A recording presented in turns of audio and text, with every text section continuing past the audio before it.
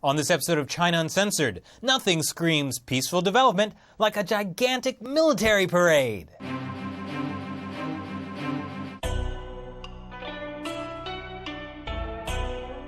Hi, welcome to China Uncensored. I'm your host, Chris Chappell.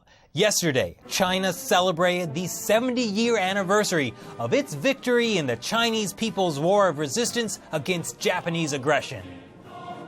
Oh? What's that? You say you've never heard of it? Well, you Westerners might know it by its less common name, World War II. You might also be under the mistaken assumption that Japan surrendered because it realized it was no match for the American army. Not true. For the truest facts, you need to turn to Chinese state-run media. Yes, the war in China, apparently, was the decisive force in defeating the Japanese fascists. That's right, it was China that defeated the Japanese. And now it's time to celebrate. That's why people all around China are getting in on the anti-Japanese fun. From ice creams in the shape of Japanese war criminals, to super soaker fights with the Japanese devils, to middle-aged women dancing in front of a giant Mao sculpture, or dancing with fake guns. And let's not forget the almost million-strong Citizens Patrol organized by the Beijing government to patrol every street, every alley for signs of security hazards that might jeopardize, are you ready for this? The commemoration of 70th anniversary of victory of Chinese people's resistance against Japanese aggression and World Anti-Fascist War Parade. Don't be fooled by the 12,000 soldiers or nearly 200 of China's latest aircraft or these never-before-revealed missile launchers capable of delivering a nuclear missile to the continental United States. This parade was about peace. The peace we have China to thank for. These lovely soldierettes are goose-stepping down Chang'an Avenue. That's Eternal Peace Avenue, outside Beijing's Tiananmen Square, a place also known for eternal peace. I mean peace. Ah, that's better. And the amount of preparation for this parade was staggering. A full rehearsal was held in August, and everything had to be perfect. Everything had to be in place, from the perfect alignment of hats to even... Well, they don't want the parade to be a bust, do they? And nothing says celebration over oppression like heavy-handed government restrictions.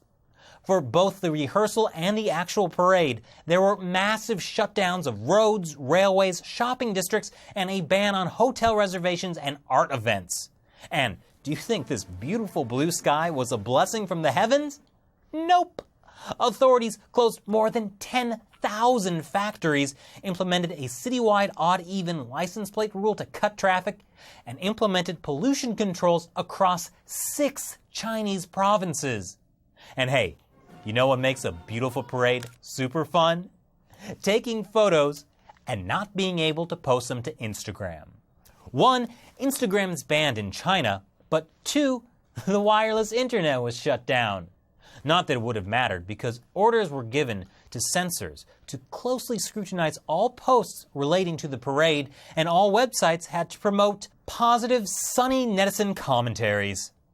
But who could find anything critical to say about the Communist Party's victory over Japanese forces? Historians can.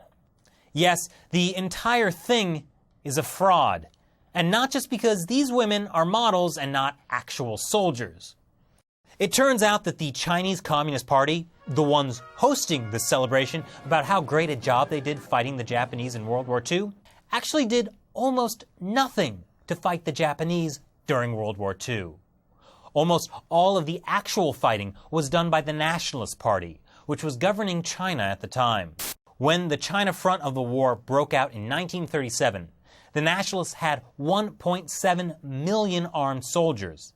The Chinese Communist Party, the CCP, had less than 1/20th the number of troops, and they were poorly trained at that.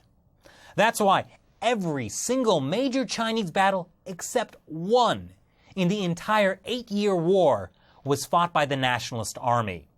According to Zhou Enlai, in a secret report to Joseph Stalin in 1940, over 1 million Chinese had died in fighting through the summer of 1939, and only 3% were from the CCP. So by the time Japan finally surrendered in 1945, aboard the American ship, the USS Missouri, by the way, the nationalists had suffered heavy losses. Less than a year later, the CCP reignited the Chinese Civil War, and because the CCP had been using the past decade to build up its own troops, it was able to defeat the nationalists within 3 years, forcing them to retreat to the island of Taiwan. So, how did the CCP really feel about World War II? Well, in 1972, Chairman Mao Zedong gave a personal thank you to the Japanese Prime Minister, telling him he didn't have to say sorry because the Japanese invasion actually helped the CCP beat the nationalists. Yes, Chairman Mao actually thanked Japan for invading China. Oh, maybe that's why, according to Xinhua, the world community wants Japan to apologize for World War II. Because if it weren't for Japan's invasion, China would never have been ruled by the Communist Party, and today it might be a democracy like Taiwan. But then we also wouldn't have seen 70,000 doves released over Tiananmen Square. Ah, peace. So, what do you think of the CCP's glorious history during, the War of Resistance against Japanese aggression?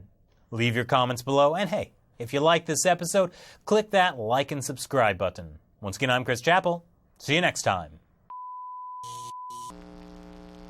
Clearly, China is top of mind for America's leading presidential candidates. And one candidate in particular has talked about China so much that the Huffington Post made a 3-minute video of this. China, China, China. I have to have my China. What happens when the leader of the most populous nation on earth is crazy? Well, you don't have to wonder because it happened.